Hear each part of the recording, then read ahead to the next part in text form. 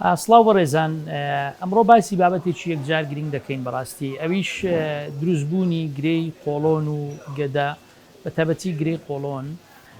طبعاً حاڵەتێک هەیە زۆر گرنگە ئێمە بیزانین، ئەمە نامانەوێت بەڕاستی لە باسەکان ئێوە قەڵەقکەین، بەڵام ئێمە ڕۆشنبیری تەندروستی بەڵاو دەکەینەوە بەو هیوایی بتوانین بەڵکو سوود بگەێنین نەک قەڵەقی.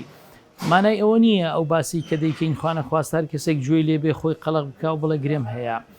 بەڵام مانایەکە لێدا ئەوە زۆر گرنگە بەڕێزان، دروستبوونی گرێ بە تایبەتی لە قۆڵۆن دائیمەن بە بچووک دەست پێ دەکات، یعنی جاری وایە بەم بلیمە دوایە هێواش شێواش دەبێتە سانتین، دەبێتە 2 سانتین، ئەوجە دەگۆڕێ بۆ گرەی سەرەتانی، فکەواتە پێشتر پێی دەڵێن پۆلیپ، واتە زیادە گۆشت.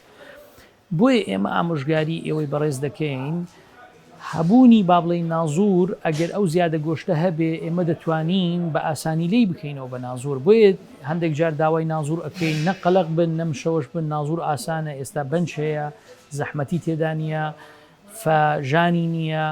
ئەو زیادە گۆشتانە بە ماوەی دقەیەک 2 دقە 3 دقە لێ دەکرێتەوە، خوانە خواستە ئەگەر نەزاندرێ دەبێ بە گرەیەک هەموو ژیانت داگیر دەکا و زەحمەتی بۆ خۆت و خانەوادەکە دروست دەکا.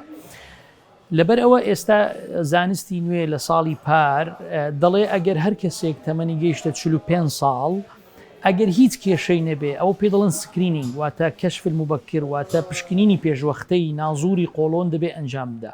ئەگەر هیچ کێشەی نەبێ لە 45 چەند ساڵت 50 بوو، بەس چونکە بینیان گرەی باڵێن سەرەتانی لە قۆڵۆن زیادە لە گەنجەکان ئێستا زۆر بووە، بۆیە داوای ئێستا 45 ساڵ دەکەن.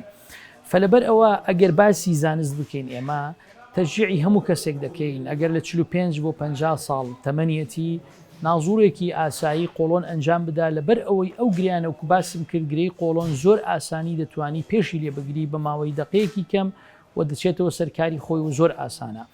فدروستبوونی گرێ طبعاً هۆکاری زۆرە، زیادە گۆشت و گرێ گرنگترین هۆکار تەمەنە کە تەمەن بەسەر چوو و هەندێک حاڵەتی بۆ ماوەیمان هەیە، شێوازی خواردن بە تایبەتی خواردنی سەردەم، ئەو خواردنانەی کە لە ناو قوتونە خواردنی خراپ زۆر دەوری هەیە، نەبوونی وەرزش و جوڵەی تەواو ئەمانە دەوری هەیە.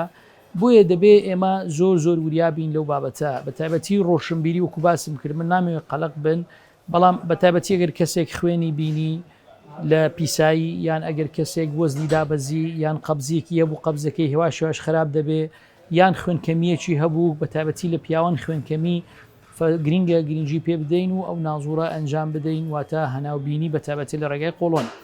بۆ هیوایی سەلامەتی بۆ هەموو لایەک ئینشاءڵڵا. زۆر سپاس. میهرەبانی، دڵسۆزی و لێزانی.